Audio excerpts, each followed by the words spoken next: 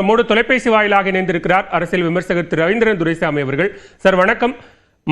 மக்கள் தொகை கணக்கெடுப்போடு சேர்த்து சாதிவாரி கணக்கெடுப்பும் நடத்தப்படும் என மத்திய அமைச்சரவை கூட்டத்தில் முடிவு எடுக்கப்பட்டிருக்கிறது. எப்படி பார்க்கிறீங்க இந்த முடிவை? மிகவும் வரவேற்கத்தக்க முடிவு. சமூக நீதி வரலாற்றில் ஒரு புதிய மைல்கல். பாஜகவை பொறுத்தவரையில் ஏற்கனவே காங்கிரஸ் அரசு எடுத்த மக்கள் தொகை கணக்கெடுப்பை ஏன் வெளியிடல் என்று கேட்டார்கள். அதே வேளையில் அவர்கள் பல காரணங்களுக்காக இதனை தள்ளி போட்டே வந்தார்கள். எனினும் இந்த ஜாதிவாரி கணக்கெடுப்பு வேண்டும் என்ற குரல் இந்திய அளவில் பிற்படுத்தப்பட்ட அட்டவணை பிரிவு மக்கள், சிறுபான்மை மக்கள் மத்தியில பெரிய அளவில் அது குரல் உயர்ந்து ஒலிக்கும் போது, குறிப்பாக பாஜகவுக்கு பெரிய அளவுக்கு ஆதரவை கொடுத்த ஓபிசி மக்கள் மத்தியில பெரிய அளவுக்கு ஜாதிவாரி கணக்கெடுப்பு வேண்டும் என்ற ஆவலும் வேட்கையும் அதோட விருப்பமும், தெருவில் இறங்கி அவர்கள் பல ஊர்களில் போராடும் தன்மையும் நிச்சயமாக இதனை நாம் அட்ரஸ் செய்தே ஆக வேண்டும்.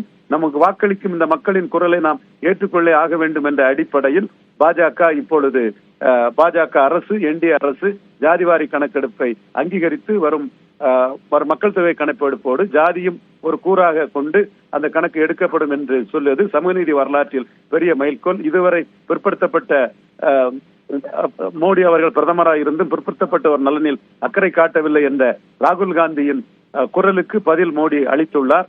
குறிப்பாக இதில் ராகுல் காந்தியின் முயற்சியையும் நாம் மனதார பாராட்டுகிறோம். அவர் தோல்விகள் கண்டாலும் கூட இந்த பிரச்சனையில் உறுதியாக இருந்து ஜாதிவாரி கணக்கெடுப்பை தொடர்ந்து வலியுறுத்தி வந்தார். கர்நாடகாவில் கூட ஜாதிவாரி கணக்கெடுப்பு தொடர்பான அந்த டேட்டாக்கள் வெளிவருவதற்கு ராகுலின் வற்புறுத்தலும் ஒரு முக்கிய காரணம். மேலும் தெலுங்கானாவிலும் ரேவந்த் ரெட்டி ஜாதிவாரி கணக்கெடுப்பை நடத்தி வருகிறார்.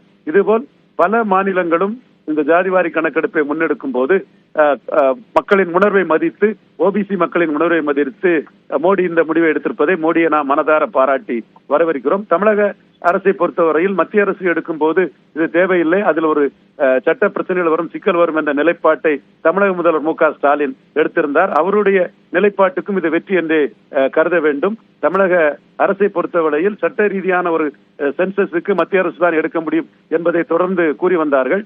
அவர்களுக்கும் இது, தமிழக முதல்வர் மு க ஸ்டாலினுக்கும் இது ஒரு வெற்றி என்றே நான் கருதுகிறேன். ஒட்டுமொத்தத்தில் மக்கள் உணர்வை, ஓபிசி மக்களின் உணர்வை மதித்து இந்த முடிவை எடுத்த இந்திய பிரதமர் தாமோதரதாஸ் நரேந்திர மோடி அவர்களை பாராட்டுகிறோம், வாழ்த்துகிறோம். திரு ரவீந்திரன் துரைசாமி, எதிர்வரும் பீகார், தமிழ்நாடு, கேரளா உள்ளிட்ட சட்டமன்ற தேர்தல்களை மனதில் வைத்து இந்த அறிவிப்பை மத்திய அரசு வெளியிட்டிருக்கு அப்படின்னு பார்க்க வேண்டியிருக்கா? நிச்சயமாக இது ஒரு பெரிய பிரச்சனையா வரும். யாரையோ காப்பாற்றுவதற்கு பாஜக அரசு இந்துக்களையே பிளவுபடுத்தி இந்துக்களிலே ஒரு சாரரை காப்பாற்றுவதற்காக இதனை பாஜக அரசு தடுத்து வருகிற குற்றச்சாட்டு வலுப்பெறும்.